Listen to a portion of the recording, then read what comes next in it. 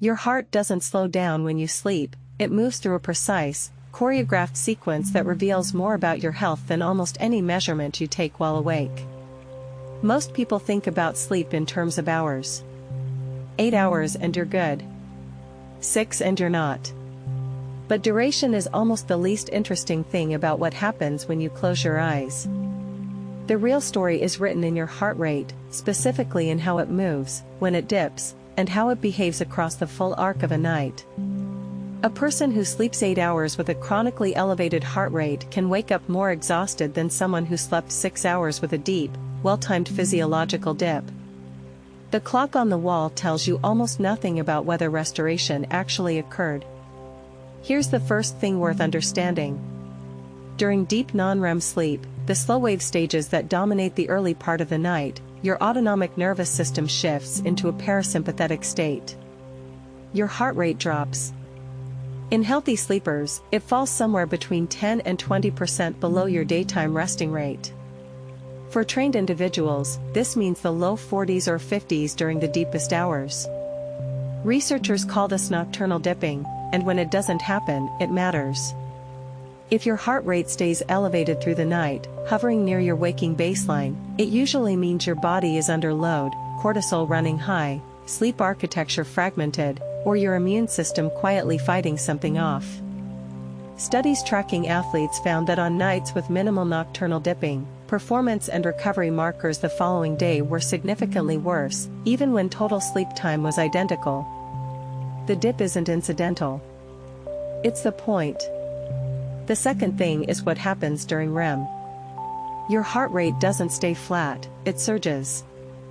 That's normal and expected, because REM sleep is neurologically close to wakefulness.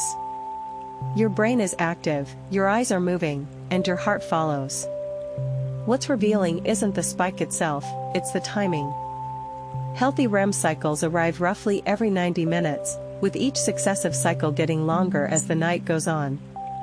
If you use a wearable and you see chaotic, high-frequency heart rate spikes scattered through the first 2 or 3 hours of the night, when you should be in deep NREM, not REM, that pattern is worth paying attention to. It can indicate sleep apnea disrupting the cycle, alcohol fragmenting your architecture before it's had a chance to consolidate, or simply that your body never reached the restorative stages where physical repair actually happens. The third insight involves something called heart rate variability, and it's subtler than raw heart rate. The interval between individual heartbeats isn't constant. It fluctuates, and that fluctuation is a sign of health. High variability means your nervous system is responsive and adaptive. Low variability, especially during sleep, is one of the clearest physiological signals of chronic stress and poor recovery.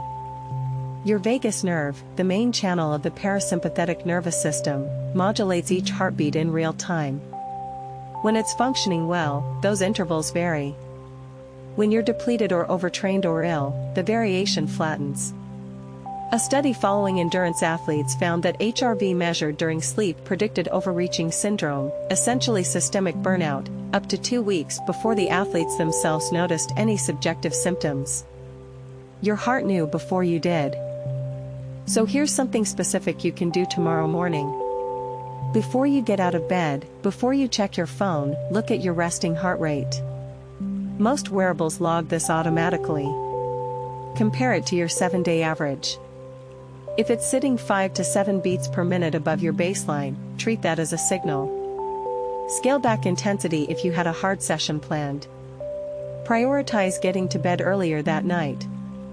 This week, the one thing worth doing is establishing what your baseline actually is, not the number from your fittest day, but your honest, consistent average.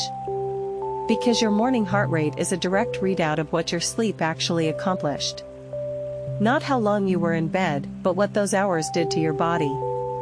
Sleep is your body running its maintenance cycle. Your heart rate is the diagnostic printout, and it's been running quietly all night, telling the truth.